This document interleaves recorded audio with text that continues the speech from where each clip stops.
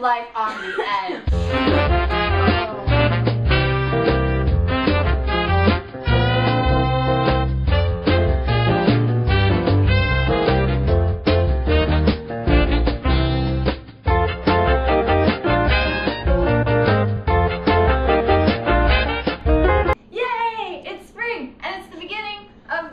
Being done with time. So what we're going to do is we're going to bake cookies, because what better way to say the semester is over with than cookies. And we're also going to be talking about something we probably should have talked about 4 episodes ago, which is the difference between sex and gender. Though some people poorly use these terms interchangeably, this isn't the case. They definitely mean 2 separate things. So we're going to be making sugar cookies, which represent sex, and decorating them, which means gender. So let's get started with some cookie baking. I have a recipe because I don't really know what I'm doing. You have a cup of butter, which doesn't already come out of the container. We have a knife, that'll work. Butter is overrated. Look at all, oh my god, this is disgusting. So yeah, so when we talk about sex, what we're talking about is biology. So your chromosomes and your genitals, your penis and your vaginas. But we like to think about how there's only 2 sexes, men and women, but there's actually a wide variety of sexes, but we don't talk about them because the term is called intersex, where you have a combination of both male genetics and female genetics. And the term that we use to describe sex is male and female, not men and women. That's gender. We'll get to that at a different part. So I need to add a crap ton of sugar. That's flour. Don't mess up the recipe. And sugar cookies are, for the most part, really easy to make because you just throw things together and you mix it all together. And the thing with sex is you don't really know what a person's sex is truly unless you look at their chromosomes, and that costs money. Anyway, like I was saying, you don't really know what a person's true sex is by looking at their genitals, because a truer form of looking and seeing what person's sex is by looking at their chromosomes. And a lot of times, that's really expensive and no one actually does it. But so we use this arbitrary idea of a penis or a vagina, and that's usually what we talk about when we talk about sex. Oh, I did it! Mix all dry ingredients to butter, cream mixture until incorporated. Oh, egg and vanilla. Egg.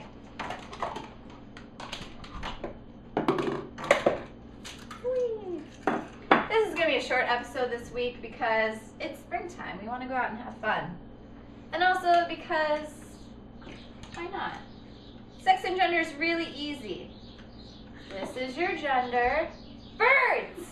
Stop having sex. I'm trying to do a cooking show here. So sex is here. Gender is all of this. Keep that in mind. It's easy. Maybe I'll do a dance move. Alright, so we're mixing egg and vanilla together. And you know what's also really helpful that I never do, because I like to be very spur of the moment, is preheating the oven. So I'm going to pause my lovely mixing skills and go preheat the oven, which needs to be... This thing lies! It doesn't tell you how to preheat the oven. This is a faulty recipe. Everyone's making fun of me. Okay. It really doesn't say. It just says... Oh, it does.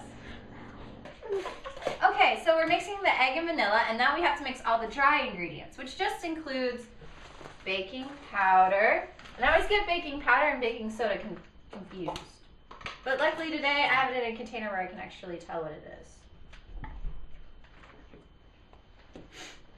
And we'll just do it this way. 1, 2. And then we need 2, 3, 4 cups of flour. Not the sugar. I already used that. So sugar cookies, super easy to talk about it. So like in this mix, we don't really know what the sex is of this until I, decide. For all we know, it doesn't really matter what the sex is. It's just a cookie. I'm making a mess on your table and I'm sorry. 1 cup flour.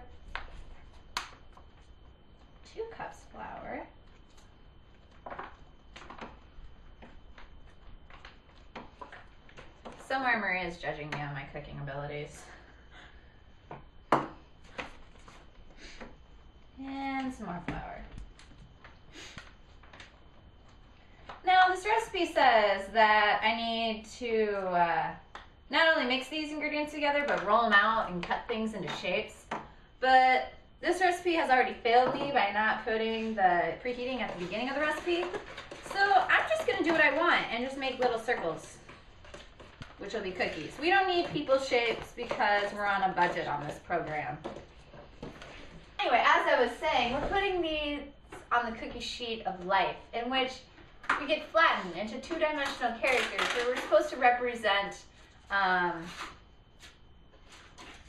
gender, and that we should do it in traditional ways. So if I identify as a woman, it means that I have to be and display feminine traits and be super girly, which sometimes I am, and wear makeup and be all girly. And then if I'm masculine, I get flattened out and I have to be super aggressive and have a beard, which would be kind of cool. But so we have our gender identity, which is how we see ourselves as gendered beings. So basically, it's what we talk about is it's a binary. So we often see each other as men and women rather than whole beings. And usually this gender identity gets assigned to us at birth.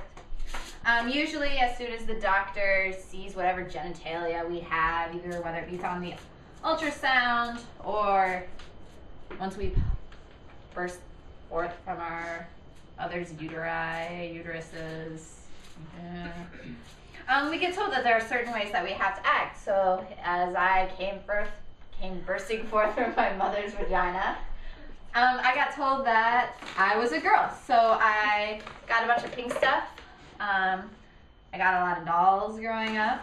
And a lot of times we treat boys and girls differently based on their gender identity. So a lot of times these cookies are all going to be mushed together.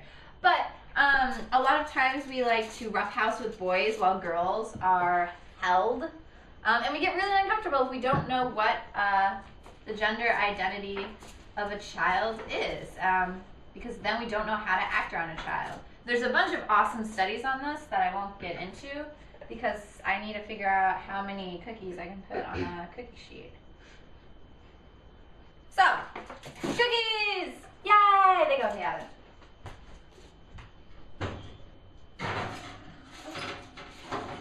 All right, now find a way to entertain yourself for 7 to 10 minutes.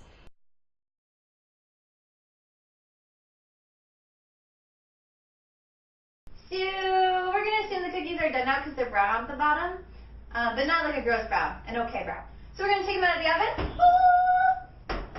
and we're gonna let them cool. But I'm not going to show you having me let them cool because that's boring.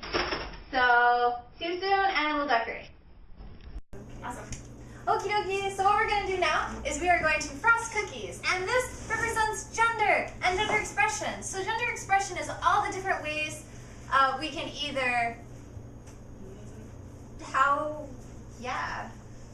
Gender, it's complicated, but not really. Gender is just how we express ourselves. By the way we do our hair, the way we dress, the way we express ourselves. And they can either support what our sex is, which could be me dressing feminine and acting and dressing like a woman, or it could be me breaking the status quo and dressing like a guy, or what we assume to be guy stuff.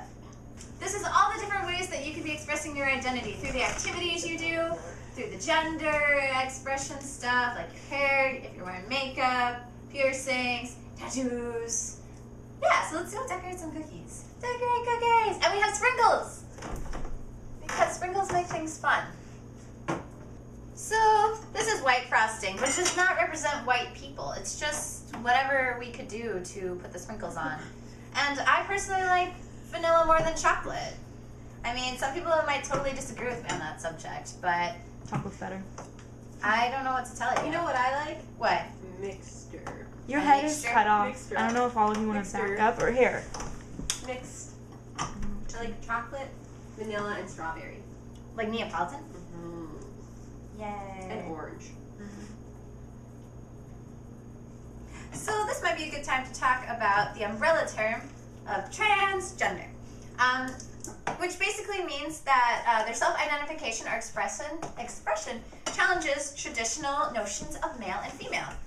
This includes transsexuals, crossdressers, drag queens, kings, genderqueer, and others who cross traditional gender boundaries. The other side of this would be cisgender. So that means that that's a lot of sprinkles that just got put on there. And that just means that if I'm cisgender, which is how I represent myself, is a gender identity that agrees with their societally recognized sex. So I have a vagina, and I identify as a woman.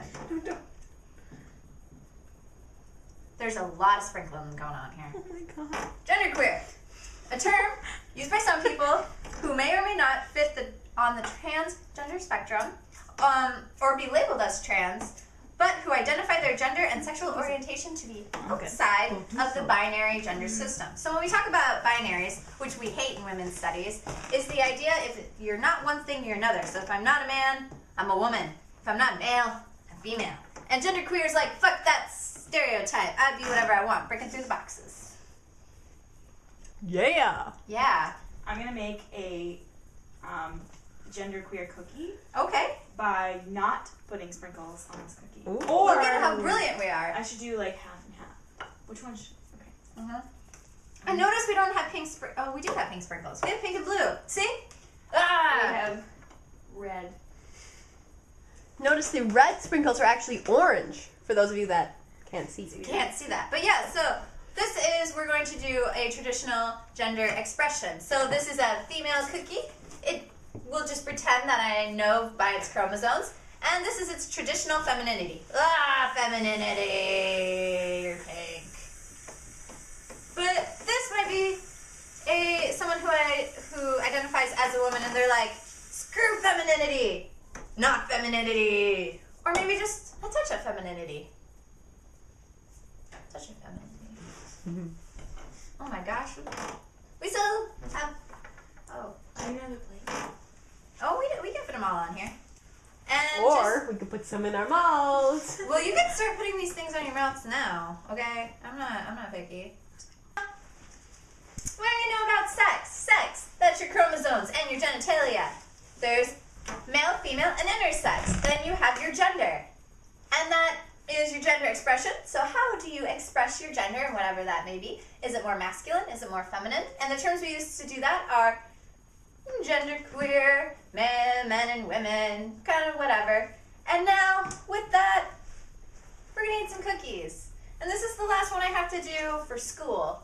And then I have finals. But hopefully you'll see me soon. This will not be the end of Feminist in the Kitchen. It will live on through our hearts, through our minds. I hope I taught you something through these past episodes. And I'll be back. I have more food metaphors to use and more to teach you. So, bye everybody. I hope you had fun.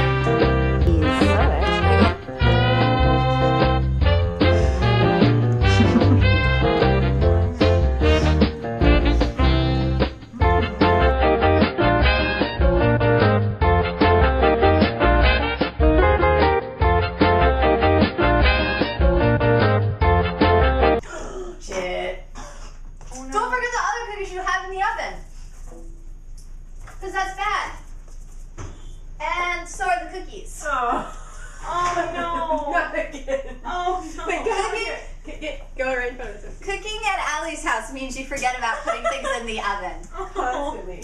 But that's okay because we have all these great cookies. Oh. I'm glad we have the windows open. Oh. First time we burned something on Feminist in the Kitchen, but we got distracted by making awesome sugar cookies.